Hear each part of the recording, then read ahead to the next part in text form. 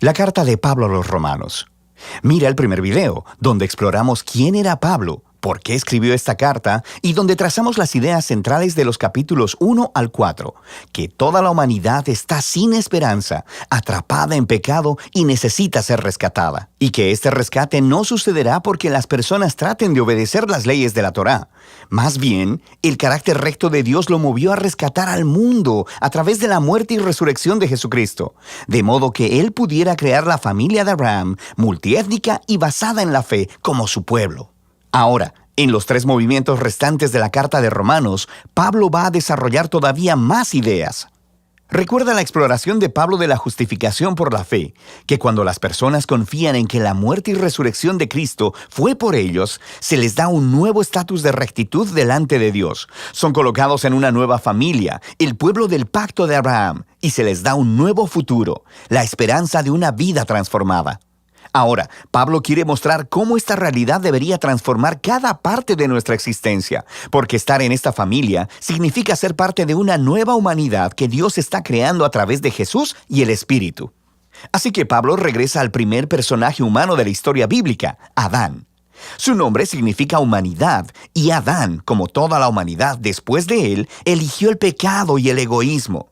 Así que todos enfrentamos el juicio de Dios porque nos hacemos esclavos de la influencia del pecado, lo cual resulta en la muerte.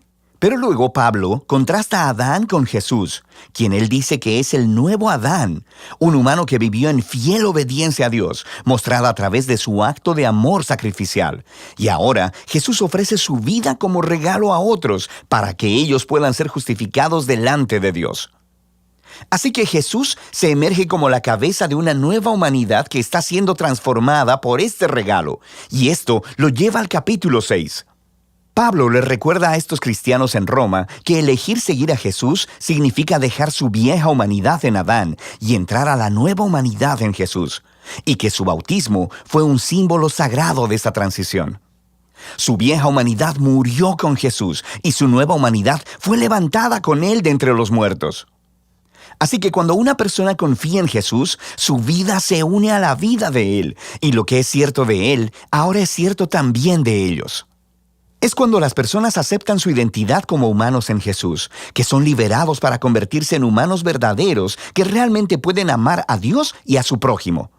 Ahora, si crear esta humanidad siempre fue el propósito de Dios, pregunta Pablo en el capítulo 7, ¿cuál fue el punto de Dios entregando la ley, en hebreo la Torá, a Israel? Una nota al margen. Cuando Pablo utiliza esta palabra, ley, a veces él se refiere a la historia y el mensaje de los primeros 5 libros de la Biblia. Pero en otras ocasiones se está refiriendo más específicamente a los cientos de mandamientos dados a través de Moisés que se encuentran en la Torá. Aquí Pablo se está enfocando en el segundo significado. ¿Cuál era el propósito de todos esos mandamientos? Pablo dice que los mandamientos de la Torá eran buenos, que mostraban la voluntad de Dios sobre cómo Israel debía vivir. Pero si lees la historia de la Torá, verás que Israel desobedeció todos esos mandamientos. Entre más leyes recibieron, más reprodujeron el pecado de Adán y se rebelaron. Así que, aun cuando Dios le dio a su pueblo reglas morales específicas para obedecer, eso no arregló el problema del corazón pecaminoso del hombre. Paradójicamente, esas reglas hicieron a Israel todavía más culpable. Pero, dice Pablo, la paradoja es el punto. El objetivo de Dios era dejar muy claro que la maldad había secuestrado el corazón del hombre y que la Torá, por buena que sea, no podía hacer nada al respecto. Pero Pablo dice en el capítulo 8, la solución llegó en Jesús y el Espíritu. Y es así como los mandamientos de la Torá actuaron como una lupa, enfocaron el problema de la condición humana en un solo lugar, en el pueblo de Israel. Pero ahora, el representante de Israel, Jesús el Mesías, ha pagado por y lidiado con todo ese pecado a través de su muerte y resurrección. Y ahora, Jesús ha enviado su Espíritu sobre esta nueva familia para transformar sus corazones, para que ellos verdaderamente puedan cumplir el llamado de los mandamientos de la Torá, de amar a Dios y a su prójimo. Y hay más. La renovación de Dios de los seres humanos es el primer paso de su misión más grande, rescatar y renovar toda la creación, haciéndola un lugar donde su amor tenga la última palabra. Ahora, puedes ver cómo los capítulos del 1 al 8 son un largo hilo de pensamiento. Pero esto hace que surjan otras preguntas. Si todo esto fue el propósito de Dios, ¿cuál es el estatus actual de los israelitas que no reconocen a Jesús como el Mesías? ¿Cómo esta historia cumple las promesas de Dios para ellos? Pablo comienza el capítulo 9 con su angustia personal sobre sus compañeros israelitas, que no ven a Jesús como su Mesías. Y esto lo lleva a reflexionar en el Israel del pasado a partir de la historia en el Antiguo Testamento. Y él nos recuerda que simplemente ser un israelita étnico, un descendiente físico de Abraham, nunca hizo de nadie automáticamente un miembro fiel de la familia del pacto. Pablo nos muestra cómo Dios siempre ha seleccionado a un subgrupo de la familia de Abraham para llevar la línea de la promesa. Y su punto es que ahora la línea de la promesa es adelantada por aquellos que siguen a Jesús. Él nos recuerda que por un largo tiempo, personas dentro y fuera de la familia de Abraham han rechazado la voluntad de Dios. Él nos recuerda la historia de Israel, el becerro de oro y la rebelión de Faraón. Él nos muestra cómo Dios fue capaz de orquestar eventos para que el rechazo del pueblo egipcio hacia él lograra sus propósitos redentores. Así que, en el capítulo 10, Pablo cambia su enfoque al Israel del presente. La razón por la que muchos israelitas rechazan a Jesús es porque ellos están basando su relación de pacto con Dios en su desempeño respecto a los mandamientos en la Torá. Y muy tristemente, no reconocen lo que Dios ha hecho a través de Jesús para crear una nueva familia de pacto basada en la fe. Así que, Pablo pregunta en el capítulo 11, ¿cuál es el futuro de Israel? ¿Ha rechazado Dios a su pueblo? No, dice él. Hay muchas personas judías, como yo mismo, que reconocemos a Jesús como nuestro Mesías, pero hay muchas que no. Pero Dios fue capaz de usar el rechazo de ellos para cumplir sus propios propósitos.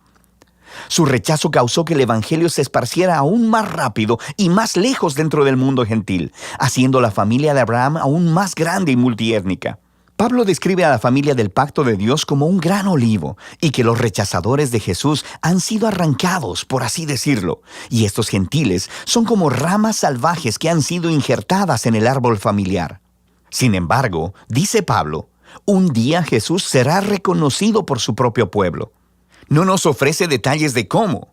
Pablo simplemente confía en el carácter de Dios y en la promesa de que Él no abandonará a su pueblo del pacto, lo que transiciona hacia la sección final del libro, los capítulos del 12 al 16. Pero no olvides el gran panorama. Debido a su fe en Jesús, los judíos y los gentiles ahora están juntos en la familia de Abraham. Esa nueva humanidad que está siendo transformada por el Espíritu de Dios, y así Dios está cumpliendo sus antiguas promesas. Por lo tanto, la única respuesta razonable es que estos cristianos judíos y los no judíos sean unificados como la iglesia. Los capítulos del 12 al 13 nos muestran que esta unidad vendrá de un compromiso de amar y perdonarse los unos a los otros.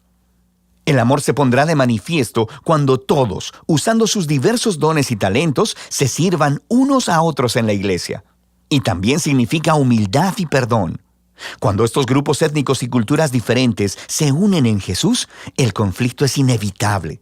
Y esto solo puede vencerse a través del trabajo duro, del perdón y la reconciliación.